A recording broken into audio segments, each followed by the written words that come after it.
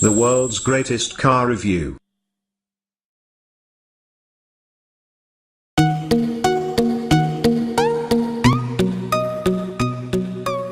As a versatile hot hatch, the Audi RS3 has always been close to top of the podium. If you want a quick, luxurious and secure all-weather machine that offers decent levels of practicality and reasonable running costs, it's hard to ignore Ingolstadt's junior performance car. And yet, we've always struggled to gel with the 5-cylinder pocket rocket, partly because of its prodigious price tag, and partly because it places unflappable performance ahead of flamboyant fun. However, as demonstrated by the surprisingly playful TTRS, it would appear that Audi Sport Division, formerly Audi Quattro GmbH, is not completely averse to producing cars with a sense of humor. Therefore, for 2017, special attention has been paid to the RS3's historically straight-laced dynamics. Firmer RS Sport suspension featuring adaptive damper control promises flatter cornering, widened front and rear tracks, 20mm to 14mm respectively, should help to limit joy-sapping understeer, and new escape software even allows for some controlled drifting, or so they tell us. That said, despite the rather extensive chassis alterations, the star of the show still resides somewhere up front. Billed as the world's most powerful series production 5-cylinder engine, the 2.5-litre turbocharged 5-cylinder is a lighter, more efficient version of the TTRS's spectacular motor. Exchanging a steel crankcase for a lighter but stiffer aluminium unit accounts for most of the weight saving, while a new dual injection process, patented valve lift system and a free air-flowing exhaust help unleash a few more horses. With peak power now rated at a truly balmy 394 bhp, this mid-level RS is now more than half a second quicker to 62 miles per hour than the original Audi R8. And unlike that car, you'll be able to produce the same results time and again, thanks to Audi's 7-speed double-clutch S-tronic gearbox, although we did find the same box a tad stodgy in the TTRS. However, more obvious than these mechanical changes is the RS3's new appendage, aka its tacked-on rear boot. That's right, for the first time ever, Audi is offering its hyperhatch in saloon form in an effort to generate extra sales in the increasingly important but hatchback-phobic US and Chinese markets. In fact, Audi reckons it will sell more of these saloons in the States and in Asia than in Europe, though we'll still be able to buy it in the UK.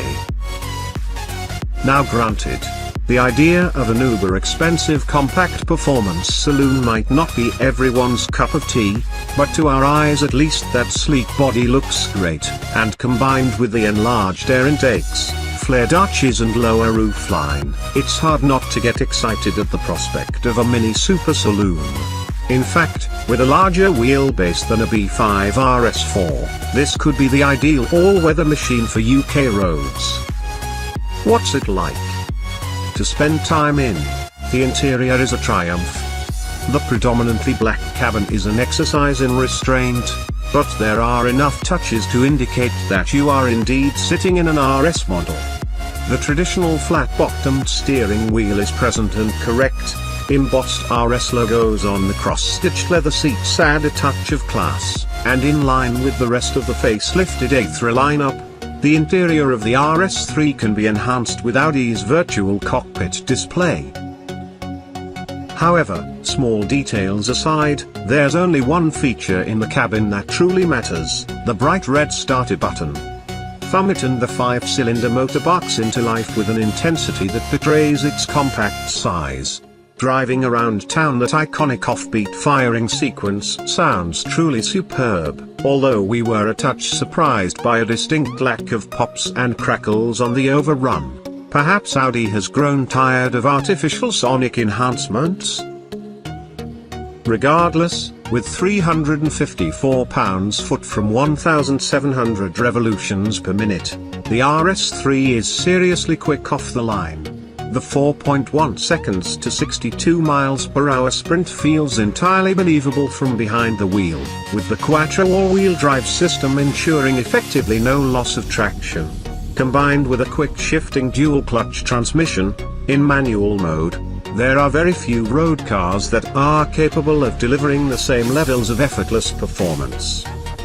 And yet, once up and running, the RS3 never quite delivers the same kind of top-end rush that you expect from a near 400 bhp sports saloon.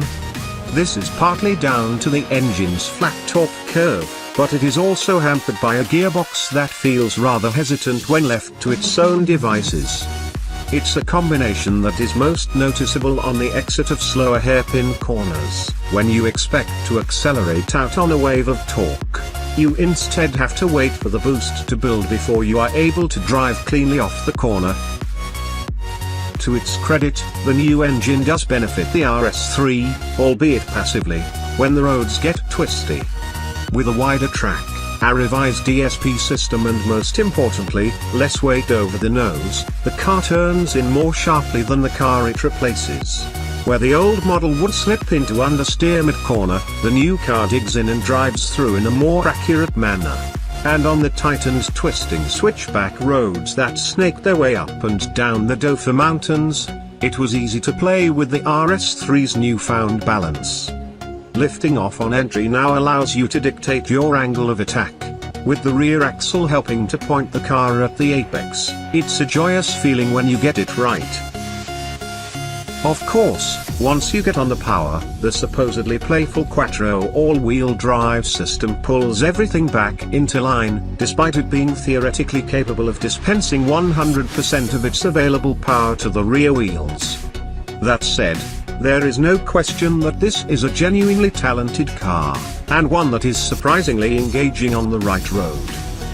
Should I buy one? Ultimately, we'll have to get the car back in Blighty before we give our definitive verdict. The hot and dusty roads of Oman are not exactly comparable to the UK, although the low grip surface did give us a unique insight into the RS3's abilities up to and over the limit, abilities that bring the RS3 closer to rivals such as the Volkswagen Golf R and BMW M140i. And yet, this is still a car that is objectively hard to recommend, especially when you take in the comparative costs. Official figures have yet to be announced, but insiders reckon that this saloon could cost as much as £47,000, a mighty amount of money, considering that the outgoing Sportback started at less than £40,000. Factor in the best part of £6,000 for carbon ceramics brakes and the optional adaptive dampers, and you're looking at an entry-level RS model that's not far off the cost of a BMW M4. Will it be enough to put the public off buying one? Of course not. But, if we had the choice, we'd opt for another compact saloon that does pretty much everything that the Audi does, only for far less money. The Mercedes-AMG CLA 45.